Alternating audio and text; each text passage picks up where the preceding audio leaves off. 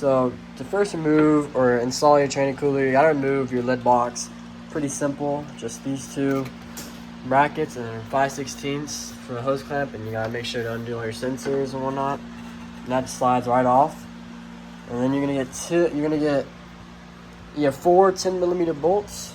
You know, they just zap right out the electric ratchet, and you just take off your whole air filter and this whole unit. So I basically went with the Hayden.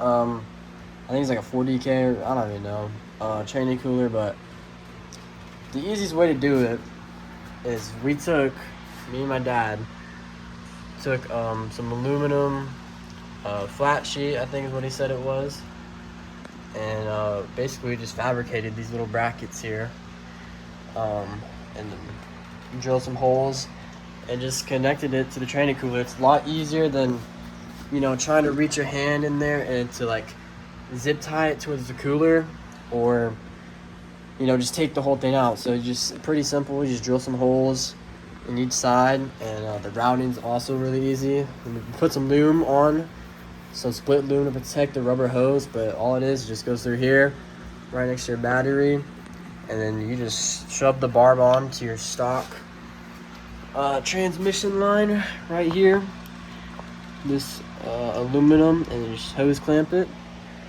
And that was pretty simple. And the bottom was the same.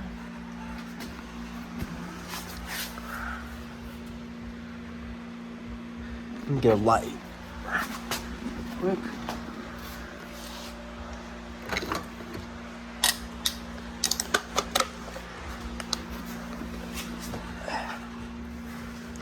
So for the bottom, just to make sure it didn't flop around, we took some lawn zip ties, put it through the holes right there at the bottom, and this little V-shaped thing, we just wrapped it around.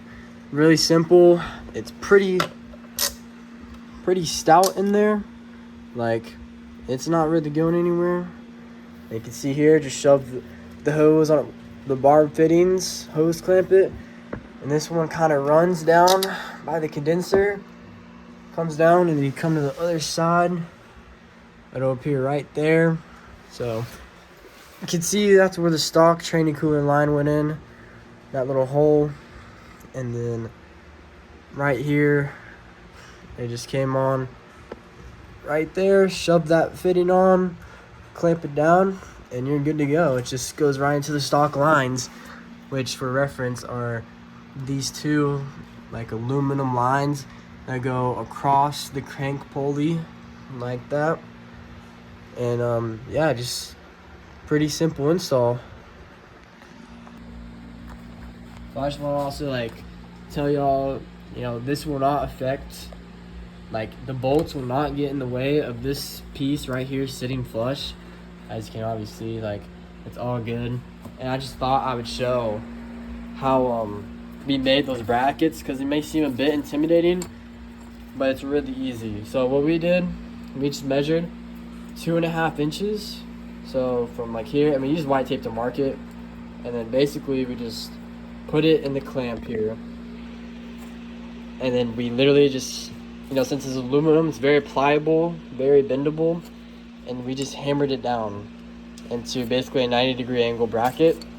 So I think the top on part, or the part on top, was 2.5 inches, and then the length part that bolts to the cooler itself was 5 inches. So basically like 2.5 inches going that way, and then 5 inches the long ways. And all you got to do is line that up with the holes in your mount, mark it with Sharpie, and drill it out. You know, make sure you make a pilot hole and use oil and whatnot. And then if you have, like, to cut the aluminum, I recommend using like a sawzall. Like, we have a Milwaukee sawzall, and it cut right through this stuff, and, you know, it's really easy. So